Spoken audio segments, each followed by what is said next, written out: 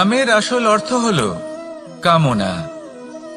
এটা খুবই সহজ ব্যাপার। মনুষ্য শরীর থাকলে, মানুষের মন থাকলে এই কামনা অবশ্যই থাকবে। এবার এটাই দেখতে হবে যে এই কামনা নেতিবাচক কামনা নাকি ইতিবাচক কামনা। অন্য কারোর জিনিসে নজর দেওয়া, অন্য কোনো মানুষের উপর নজর দেওয়া, কোনো অনুচিত বস্তুর দিকে নজর দেওয়া, এই নেতিবাচক কামনা। আর এই দুষ্কামনা মানুষকে দিয়ে অপকর্ম করাবেই করাবে। তাই মনে রাখবেন, যে ব্যক্তি নিজের কামনাকে নিয়ন্ত্রণে রাখতে পারেন তিনি সঠিক পথেও থাকেন, সঠিক লক্ষ্যে পৌঁছতেও পারেন।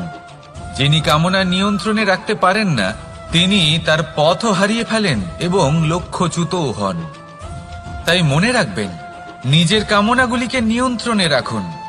কাম নামক এই শত্রুর ওপর বিজয় লাভ করুন। আর আমার সাথে ভালোবেসে বলুন, রাধা রাধা।